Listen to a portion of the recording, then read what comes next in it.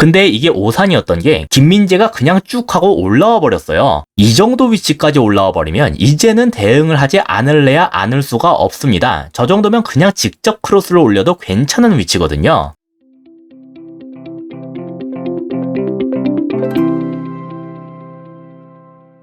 안녕하세요. 축구 보는 기자 축복입니다. 나폴리가 크레모네세에게 4대1 승리를 거뒀는데요. 이날 특히 공격 상황에서 김민재의 활약상이 아주 인상적이었어요. 먼저 나폴리는 이번에 4-3-3으로 나섰습니다. 저번에 다뤘던 아약스전과 비교했을 때 몇 명 바뀌었는데 그래도 기본적인 컨셉은 똑같았어요. 은돔벨레가 지엘린스키에 비해 조금 더 중앙 미드필더스럽게 움직였다, 뭐 그 정도의 차이가 있었는데요. 여기에서 김민재의 모습이 인상적인 이유를 보기 위해선 상대팀의 모습도 함께 볼 필요가 있습니다. 크레모네세는 수비 시에 기본적으로 이렇게 4-5-1 형태를 취했는데요. 보시다시피 최전방엔 하나밖에 없죠. 대신에 그보다 뒤에서는 나폴리보다 더 많은 숫자를 확보할 수가 있었습니다. 최후방에선 나폴리의 3톱을 4백이 잡아줄 수가 있으니까 한 명이 더 많고, 그보다 앞라인에서도 동등한 숫자를 확보할 수가 있었어요. 숫자가 동등하니까 죄다 1대1로 잡아줄 수가 있겠죠. 이러니까 나폴리의 센터백들이 볼을 잡고 있더라도 딱히 보내줄 곳이 마땅치가 않아졌습니다. 그리고 이런 식으로 라인을 쭉 내린 팀을 공략하는 작업에 너무나도 중요한 게 바로 센터백의 적극적인 전진이에요. 상대가 수적 우위를 형성하지 못한 유일한 곳이 여기이기 때문에 이 센터백들만큼은 상대적으로 볼을 소유하기가 편한 환경이거든요. 그리고 나폴리에서 이 중대한 역할을 맡은 선수가 바로 김민재 선수였습니다. 김민재는 볼을 잡은 상황에서 직접 전진하는 모습을 자주 보여줬는데요. 이게 상대를 아주 곤란하게 만들었어요. 이게 어떻게 그랬냐? 경기 장면에서 아주 명확하게 나왔는데요.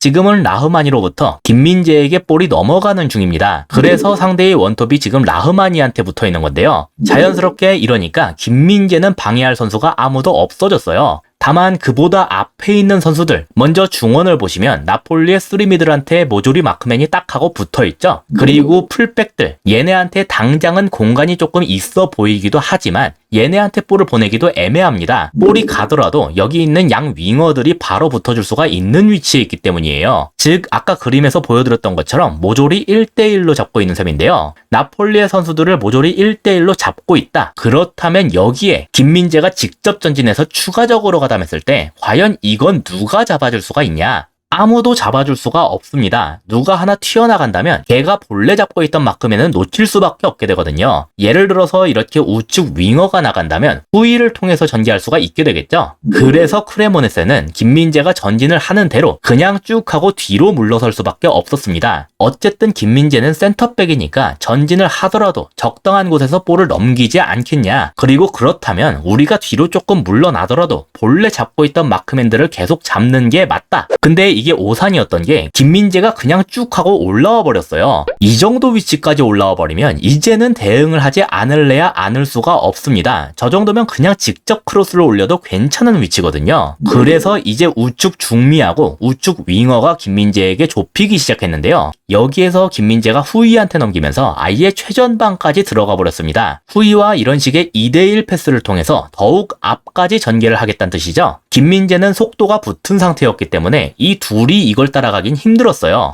그래도 크레모네세 입장에서 다행스럽게도 우측 풀백이 몸을 던져가면서 이걸 막아낼 순 있었습니다. 이걸 여기에서 막아내지 못했다면 굉장히 위험할 수도 있었는데 그 뒤에 있는 흐비차와 은돔벨레가 아주 자유로웠기 때문이에요. 만약에 김민재가 얘네한테 넘겼다면 바로 슈팅까지도 노릴 수가 있겠죠. 그리고 본래라면 1대1로 잡혀 있어야 할 얘네한테 지금 공간이 생긴 이유는 김민재의 전진에 대응하기 위해서 본래의 마크맨인 우측 중미와 우측 풀백이 떨어져 나갔기 때문이다. 그렇게 볼 수가 있겠습니다. 나폴리는 이런 김민재의 전진성을 아주 적극적으로 활용했어요. 심지어 상대가 투톱처럼 나왔을 때도 그랬는데요. 이럴 때는 우측 풀백인 로렌초를 일시적으로 센터백 라인으로 내리면서 최후방에서 여전히 수적 우위를 가지도록 만들었습니다. 기본적으로는 4백이지만 로렌초의 움직임에 의해 변칙적인 3백이 된 건데요. 이러니까 상대 투톱은 좌측으로 넓게 벌린 김민재를 잡아줄 수가 없었어요. 아까와 마찬가지죠. 전방의 2명으로 3명의 센터백을 모조리 잡아줄 수가 없습니다. 그래서 결국 김민재의 전진은 누가 맡게 됐냐?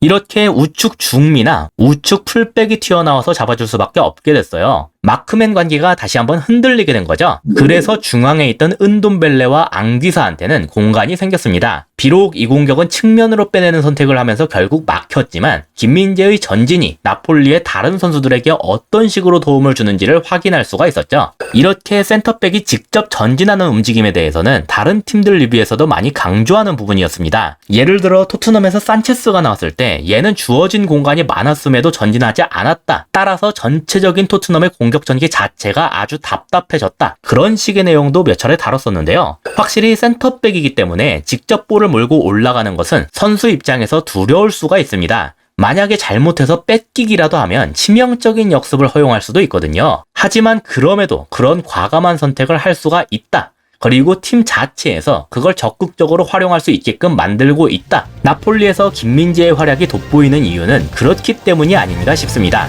이상으로 오늘의 영상을 마치도록 하겠습니다. 시청해주셔서 감사합니다.